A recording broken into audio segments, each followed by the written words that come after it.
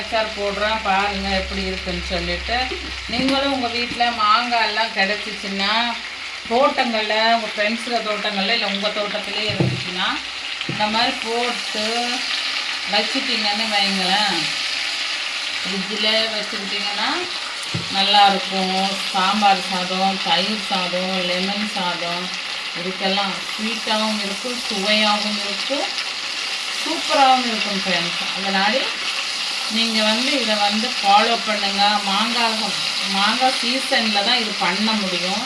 சீசனுக்குவே நம்ம காற்றுள்ள போதே தூத்திக்கொள்ளணும்னு சொன்ன மாதிரி காற்றுள்ள போதே நம்ம என்ன பண்ணுவோம், எந்தெந்த பொருள் எப்போ கிடைக்குதோ அதை பதப்படுத்தி வச்சுக்கணும் ஃப்ரெண்ட்ஸ்.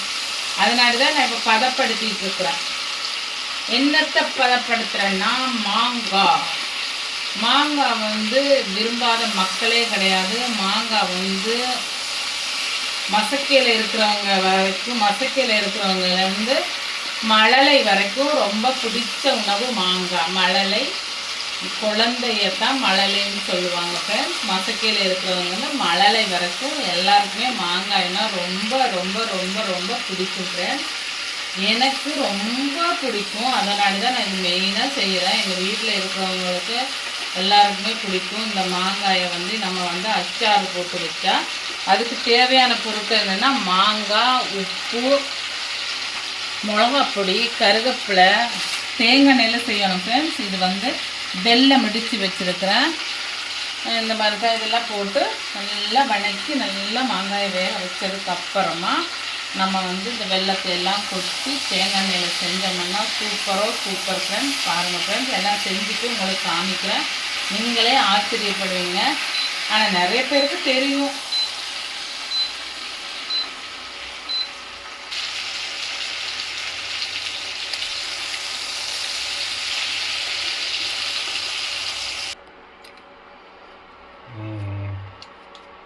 இப்படி கொட்டவும் மிளகாத்தூள் கொஞ்சம் போடுங்க ஃப்ரெண்ட்ஸ். கரண்ட் அடுப்பில் செய்கிறனாடி எனக்கு ஒரு இதே இல்லை, என்ன பண்ணுறது. அது கொஞ்சம் ஹீட் ஆயிடுச்சுன்னா அந்த அடுப்பு ஆஃப் ஆகி போயிடும். அப்புறம் திருப்பி அதுவாக ஆன் ஆகிக்கும். கேஸ் போய் எடுத்தால் தான் நிம்மதி. கேஸ் இல்லாமல் சமைக்கவே முடியாது ஃப்ரெண்ட்ஸ். நீங்கள்லாம் எப்படி கரண்ட் அடுப்பில் எப்படி தான் சமைச்சு சாப்பிட்றாங்களோ தெரியல. என்னால கரண்ட் அடுப்புக்கு சமைக்க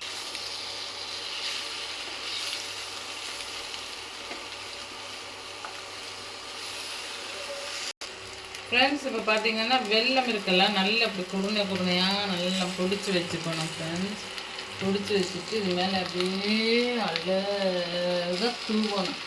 பெரிய ரவுண்டு இல்லாமல் சின்ன ரவுண்டு இல்லாமல் மலைச்சாரல் போல் கேரட்டை துருவி வடிவேல் சார் சொல்கிற மாதிரி நான் சொல்கிறேன் ஃப்ரெண்ட்ஸ்.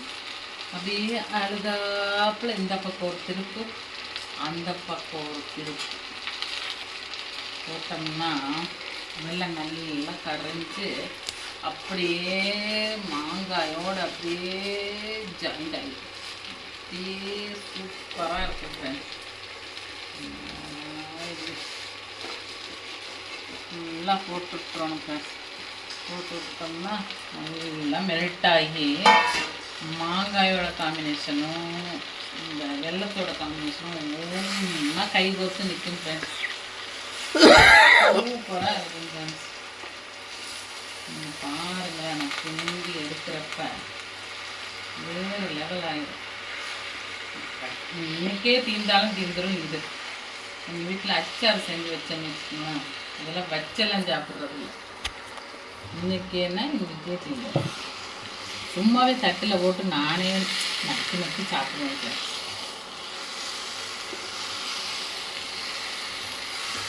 இந்த மாங்காயிலையும் இந்த தடவை தான் செய்கிறேன்.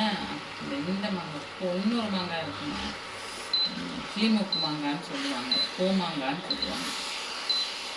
கரண்ட் அடுப்பில் செய்கிறதான் ரொம்ப கஷ்டமாக இருக்குது. சிம்மில் வச்சு ஃப்ரெண்ட்ஸ் பாருங்கள், இப்போ ரெடி ஆயிடுச்சு அச்சாறு. இவ்வளோதான்.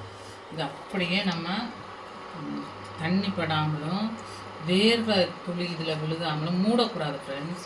இது அப்படியே ஓப்பனில் வச்சு ஆற வச்சதுக்கப்புறம் இது கண்டெய்னரில் போட்டு, இது கண்ணாடி பாட்டில் இருந்துச்சுன்னா அதில் போட்டு வச்சா போதும் ஃப்ரெண்ட்ஸ். சூப்பராக இருக்கும். ஓகே ஃப்ரெண்ட்ஸ், உங்களுக்கு பிடிச்சிருந்தா லைக் பண்ணுங்கள், ஷேர் பண்ணுங்கள், கமெண்ட் பண்ணுங்கள் ஃப்ரெண்ட்ஸ்.